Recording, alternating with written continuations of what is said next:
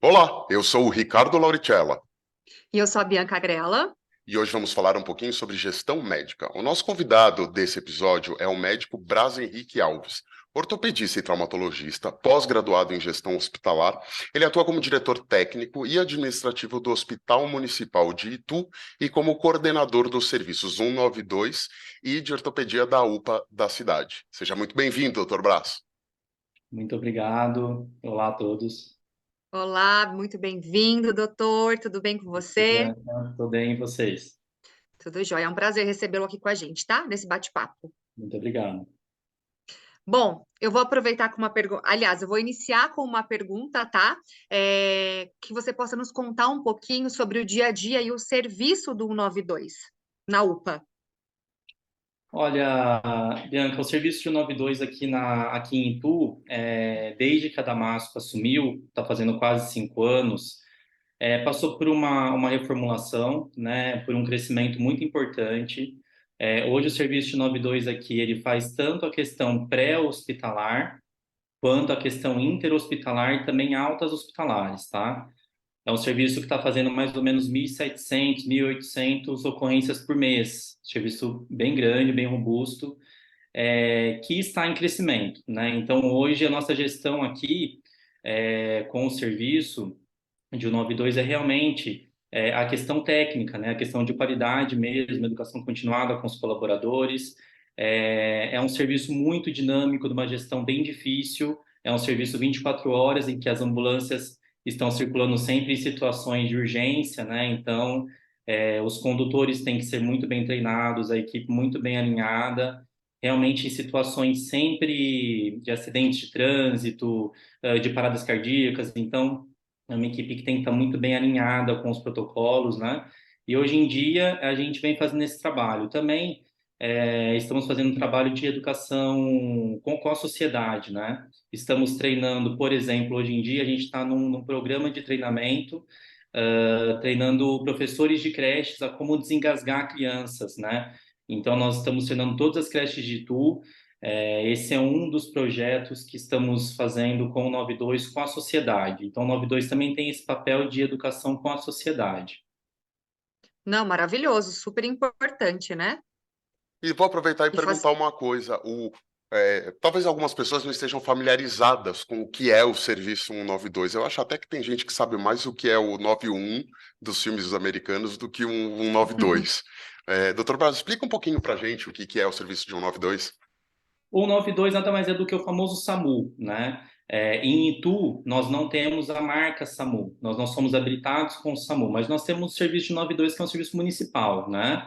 Então, a pessoa, 24 horas por dia, ela pode discar o número 92, que é um número gratuito, né? E vai cair numa central de regulação médica.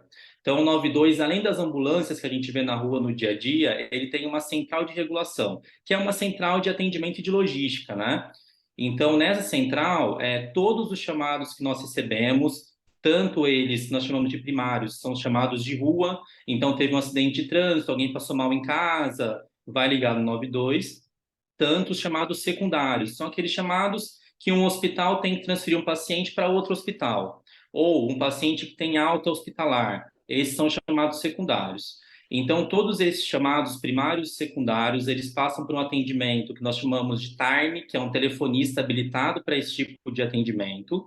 Num segundo momento, passa para o atendimento médico via telefone. Nesse atendimento médico, 24 horas, o médico já vai informar para o paciente que está na cena do acidente, enfim, o que ele já pode fazer com a vítima, como dar os primeiros atendimentos à vítima, e o médico vai definir qual tipo de ambulância que vai para aquela ocorrência e em qual tempo ele tem que chegar lá. Então, por exemplo, uma alta hospitalar, ele consegue ficar esperando um pouquinho. Agora, um paciente em parada cardíaca, a ambulância tem que ir imediatamente. Quem dá essa definição do tipo de ambulância e a prioridade do atendimento é o médico regulador. E aí ele passa isso para o rádio operador, que vai comunicar à ambulância. Olha, ambulância X, você tem uma ocorrência de um acidente na rua tal, se desloque com prioridade. E aí a ambulância vai para essa ocorrência. Essa é a dinâmica do serviço 92. Da mesma forma que quando a ambulância chega no local, os atendentes atendem a vítima e ligam de novo para o médico regulador para saber quais condutas a tomar com aquela vítima naquele momento e em que hospital vai ser deslocada a vítima. Bacana, excelente explicação. Bom, eu vou te perguntar como que funciona hoje a gestão em situações de risco na saúde aí dentro do hospital, na UPA também. Ó, Bianca, ótima pergunta. Na verdade, o gestor hospitalar, né, ele lida com vários tipos de gestão de processos, gestão de pessoas, gestão de suprimentos, gestão de indicadores, enfim, esse é o nosso dia a dia, né, é lidar com essas gestões dentro de um serviço de saúde. A gestão de crise também faz parte desse processo, né? Então, por exemplo, ultimamente nós tivemos aqui na nossa região uma situação de crise em que teve um princípio de incêndio numa UTI neonatal em Sorocaba, né? Então, imaginem a primeira pessoa em que numa situação dessa é acionada, geralmente é o diretor do hospital. Claro, vai acionar a brigada de incêndio, bombeiro, enfim, mas o que fazer com essas crianças, né? Onde colocá-las? Aonde colocá-las naquele momento e aonde colocá-las depois? Vai ter que tirá-las do hospital? O hospital vai ter esse suporte? Teve alguma criança ferida nesse processo? Faltou oxigênio em algum momento para essas crianças entubadas? Enfim. Então, esse é um exemplo, né, mais grave, mas o nosso dia a dia ele é feito para situações de crise, né? A gente vive aprendendo com elas, né? Claro, a gente tem que ter um perfil de ser, nesse momento, né? A gente tem que ser um pouco mais calmo, respirar fundo, e aí sim a gente vai acionar nossa rede de apoio, tanto do hospital quanto dos nossos superiores, para ver como a gente vai fazer da melhor forma possível para resolver aquele problema. E também o que a gente costuma fazer é aprender com os erros e acertos, né? A gente faz uma reunião de feedback. Sempre que acontece algum desses problemas, a gente reúne a equipe no dia após e a gente vê quais são os pontos positivos, negativos que a gente teve com aquela demanda, para a gente estar sempre melhorando. Então, esse é uma das demandas que fazem parte da gestão hospitalar. E está sempre preparado, né? Sempre Para preparado, mas qualquer. é engraçado que acontecem muitas coisas que a gente nunca passou, né? Vira e mexe, por exemplo, vamos supor, acabou a energia do hospital, o gerador não funcionou, tem um gerador reserva, também não funcionou, e aí? É uma coisa que a gente nunca passou, mas que pode acontecer. São falhas mecânicas, né? Então a gente faz de tudo para que isso não ocorra, mas se ocorrer, a gente tem que estar pronto para dar aquele start inicial ali do que fazer, né? Porque o pessoal espera da gente que a gente tenha essas respostas, né? Tem que Sim, ter ainda plano mais. A, tem que ter plano A, tem que ter Tem, plano B, tem que C, ter. D, E. Se Não, a gente falando. pensar que um serviço hospitalar ele é 24 horas, e as pessoas que estão aqui dentro estão numa situação muito complicada de saúde, enfim, a gente tem que deixar o serviço girando 24 horas por dia na melhor condição, né? Sim. Quando a gente fala de situação de crise na saúde, já é completamente diferente. Exatamente, exatamente. Você sempre envolve pessoas, né? Pessoas em períodos críticos da vida, né? Enfim. E aí, Exato. doutor Braz, você estava me falando aí dos acionamentos, e o que me veio aqui à cabeça foi um pouco sobre a questão desse papel do gestor. Né? Então, a gente encontra médicos, a gente encontra enfermeiros, especialistas, muito médico especialista, a gente sabe que existem inúmeras especialidades, cada vez mais, ainda bem, né? Assim a gente consegue entender melhor os diferentes momentos da vida. No entanto, a gestão médica é algo que se aprende na universidade? Como que alguém chega no seu cargo como um gestor médico? Olha, Ricardo, eu acho que isso é muito de trajetória mesmo, né? Eu sou novo, mas eu já tenho uma trajetóriazinha em relação à gestão. Na faculdade, infelizmente, isso é muito pouco falado, ou devem ter faculdades que talvez nem toquem nesses assuntos de gestão com os alunos, né? Realmente, quando a gente se forma médico, ou até quando a gente já se forma especialista, nós temos muito pouca noção, do que é a gestão. E a gente, às vezes, começa a trabalhar, por exemplo, muitos médicos têm um consultório. O médico ter um consultório, ele é gestor do seu consultório, né? E a gente começa a entender que a gente não está tão pronto para fazer isso, né? E aí a gente vai se especializar, né? Eu comecei como coordenador de escala médica, e aí, junto com o Dr. Mário Saped, que hoje é gerente institucional, né, quem me apadrinhou, digamos assim, a gente foi crescendo junto como coordenador, diretor. diretor clínico, técnico, Legal. enfim, e chega uma hora que a gente fala assim, olha, acho que a gente está fazendo muita coisa, mas que a gente pode fazer ainda melhor.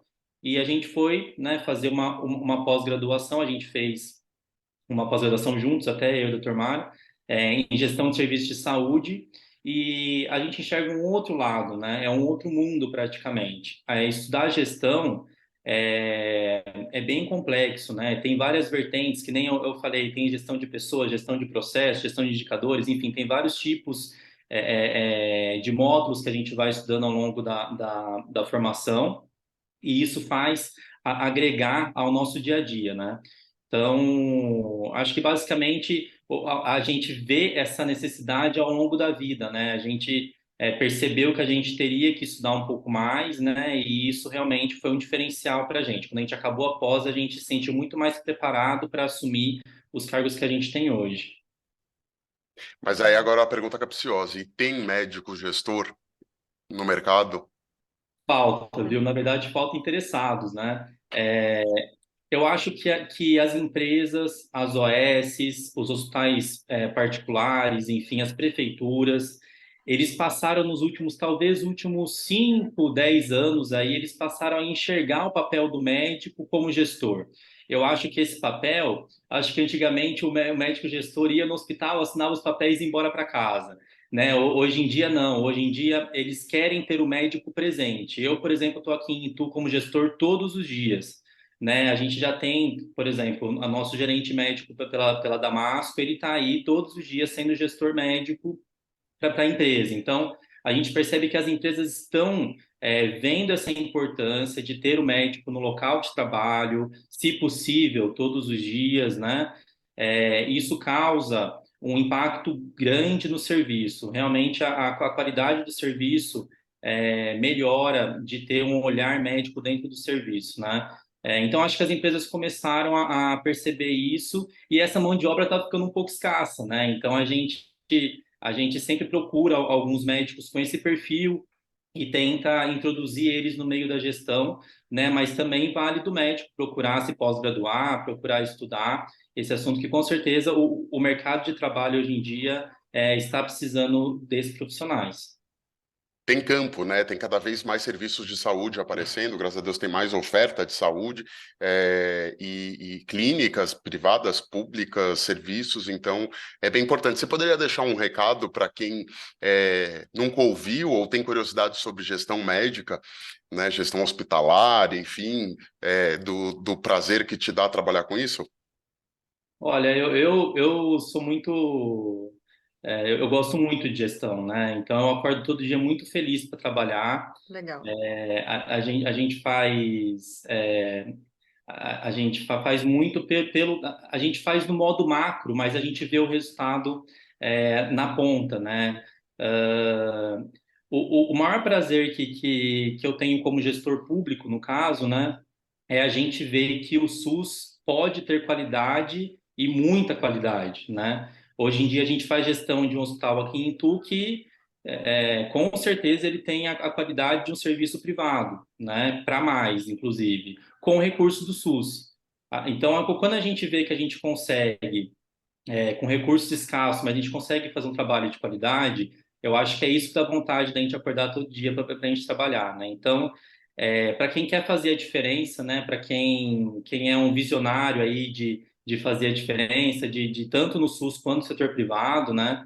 Eu acho que a área da gestão é muito interessante. Lógico, tem a parte mais complicada também, que a gente tem que estar à disposição 24 horas por dia, o telefone não para, temos demandas, né, de presidência, de diretoria, que são mais complicados, mas a gente tem um lado muito bom também, que é ver esse resultado acontecendo, né? Ver o que a gente pensou, que a gente bolou de estratégia aconteceu. Acho que isso é muito gratificante no dia a dia. Ótima, Maravilha. ótima explanação sobre a área e fica a dica aí para quem está pensando no que fazer, onde entrar na medicina, mercado de trabalho bastante movimentado para isso. Doutor Braz, quero agradecer demais a sua participação. Não vamos te sequestrar aí das suas atividades de hospitalares e afins.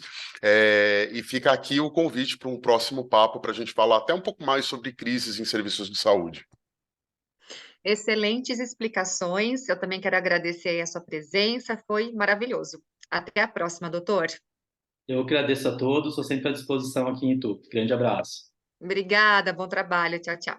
Tchau, tchau.